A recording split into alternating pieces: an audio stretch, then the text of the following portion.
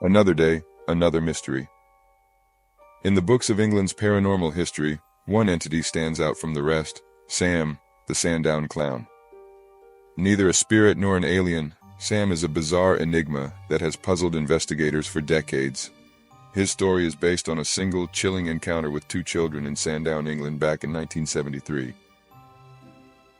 On a seemingly ordinary afternoon around 4 p.m., a 7-year-old girl who we'll call Faye and her male friend of the same age found themselves on an adventure that would change their lives forever.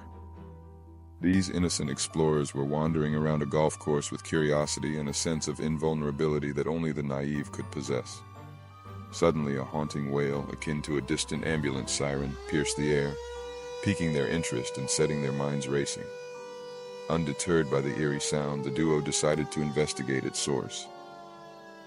Their adventure led them through a thick hedgerow and into a marshy pasture adjacent to the often deserted Sandown Airport in the Isle of Wight. As they emerged from the undergrowth, the chilling siren abruptly ceased. In the silence that followed, Faye and her friend pressed on, determined to unravel the mystery.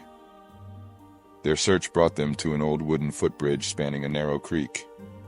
Here they encountered a sight that would forever be etched into their young minds. Suddenly, a large hand, clad in a blue glove with only 3 fingers, emerged from beneath the bridge. The hand beckoned them forward. Instead of fleeing, the children stood rooted to the spot, their eyes wide with astonishment as a humanoid figure, unlike anything they had ever seen, rose from beneath the bridge. This entity was described in great detail in the British UFO Research Association's Journal, Volume 6, Number 5, January-February 1978. According to the children, the figure was nearly 7 feet tall, with a head that seemed to be wedged directly onto its shoulders, giving it the appearance of having no neck. It wore a yellow pointed hat adorned with a black knob and wooden antennae, and a tattered green tunic with a red collar. Its face was marked with triangular eyes, a brown square nose, and motionless yellow lips. The children also noticed that the entity had only 3 white toes on its bare feet. In a strange turn of events, the entity began clumsily fumbling with a book it had been holding, dropping it into the creek. The children watched as the entity splashed around in a comical manner, attempting to find the book. After retrieving the book, the entity hopped away from the children, moving in a high-kneed leaping motion, reminiscent of an astronaut navigating the surface of the moon. It then disappeared into a small, windowless metallic hut that resembled those found on construction sites.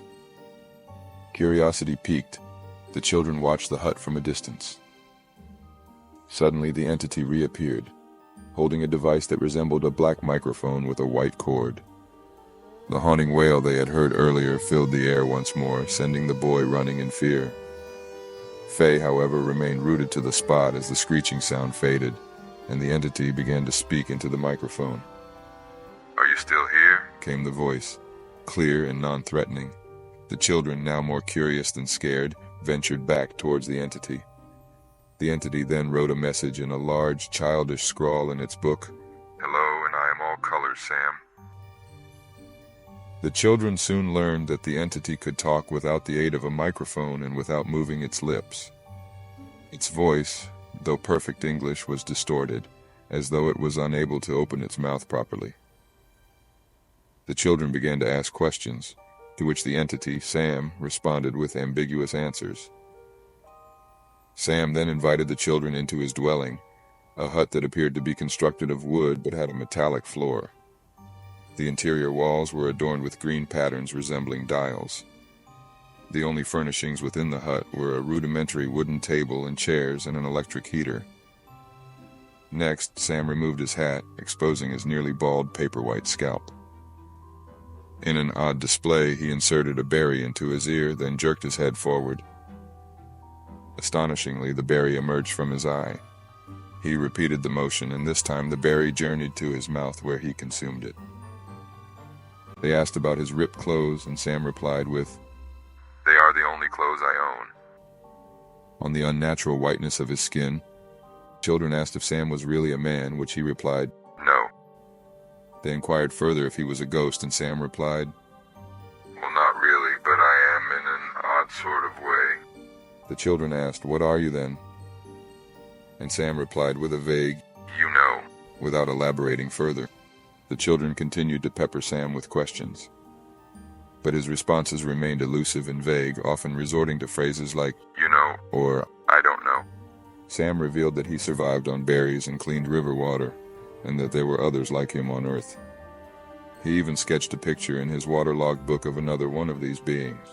After spending about half an hour inside the hut, the children bid Sam goodbye and rushed to share their extraordinary encounter with the first person they met. However, their tale was met with laughter and disbelief.